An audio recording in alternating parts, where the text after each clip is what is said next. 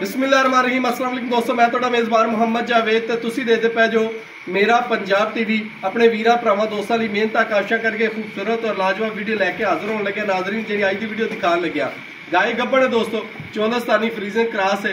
कम से कम अज का जो टैंपरेचर है साडा जिला पाकपत तहसील आरीवाला दे विच जिहड़ा जनाब टैंपरेचर चल रहा है वो जनाब चल रहा है जनाब 48-50 तक। और अल्लाह के फजल नाल गाय नूं परवाह कोई नहीं, ये जनाब ली तहसील आरीवाला चक नंबर 51 ईबी दे विच खड़ी है। और माशाअल्लाह गाय ने मेरे वीरां ने पूरा देख लेना है, गां दा प्रिंट देखना है और गां दी हाइट देखनी है। सिरों दोस्तों मोनी है, दूसरा सुआ माशाअल्लाह रीजनल वैड माशाअल्लाह सुना है और रोग दा मुठ दा थाने बड़ा लाजवाब दोस्तों। और जेड़ा मेरा वीर भरा दोस्त कहंदा कि जुवेद भाई गब्बड़ गां होवे हर गल दी गारंटियां होण, अल्लाह दे फजल नाल इस गां दी हर तरह दी गारंटियां ने। मेरे कैमरामैन साहब आकाब की नज़र ना दिखा रहे हैं, पूरी तसल्ली कराने पे ने। गाय की लाम देख लैनी है, गां का कद काठ वेख लेना है, गां की मेरे वीर भरावां दोस्तों ने पूरी नस्ल वेख लैनी है और हर चीज़ तुहाडे मेरे कैमरे की अख के सामने दोस्तों। और कैमरामैन साहब ऐ दियां तसल्लियां करा दिओ, सारियां वंडा मेरे वीर भरावां दोस्तों के सामने आ जान और हर गल मेरे वीर भरा दोस्त देख लैन और तसल्लियां करा रहे हर चीज़ दी। मैं अपने भरावां नूं कोई मेरे वीरां दी नज़र तो चीज़ ओझल नहीं है, भाईजान नहीं छड़ के टोरो फिर दिखा दो वीरां नूं और तसल्ली करा दो। और मेरे वीर भरा टोरा फिरा भी देख लैन, गां दी तसल्लियां बाकी भी कर लैन जनाब। और रेट दोस्तों मैं बार बार अपने वीरां भरावां दोस्तों नूं कहना बहुत मकबूल होएगा, बड़ी मुहब्बत वाला होएगा, बड़ी चाहत वाला होएगा और हर गल मेरे वीरां भरावां दोस्तों की नज़र के सामने माशाअल्लाह माशा लै चलो जी लै चलो। गां दा टुरन फिर देखते पे ने माशाअल्लाह हर पासों लाजवाब है, किसी पासों भी माशाअल्लाह खुशी।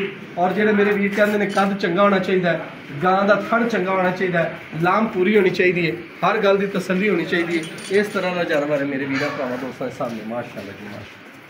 कैमरामैन साहब ने पूरी तसल्लियां करा दी ने, थोड़ी दिन दिखा दिता है, बाकी सारी जी गल है वो वीरे ना हो जाएगी। उम्मीद करना कि इंशाअल्लाह ताला भाई रेट अपनी गां का वो करेगा कि जेड़ा लै लेना है। अस्सलाम वालेकुम भाईजान।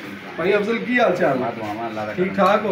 भाईजान गां तेरी दिखा दी है, वीरां नूं पूरी आप तसल्ली करा दी। अपनी गां का सूआ कितना भाईजान? अपनी गां का दूसरा वार है जी।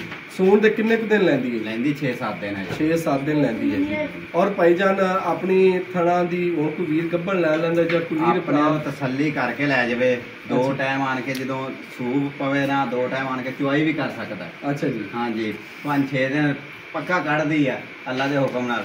बाकी थान दी पिछे दी हर शय दी अपनी गारंटी होगी। यानी कि आपने वीर कोई अपना कहे कि मैं सूई तो ले जाना बयाना करा दे, लाख रुपया बयाना करा दे ते आन के 2 टाइम दवाई करके फिर लैके जाए, फिर लै जाए। गां दा पिछले सूए का रिकॉर्ड पहले दा की है? पहले बारे असीं जेड़ा घरेलू चोंदे रहे 20 तो 22 लीटर असीं चोंदे रहे। 20 तो 22 लीटर देना पहले सूए का रिकॉर्ड है, पहले रिकॉर्ड है। ठीक हो गया भाईजान। गल है कि गां दी मैं तसल्ली पूरी करा दी है मेरे वीर ने।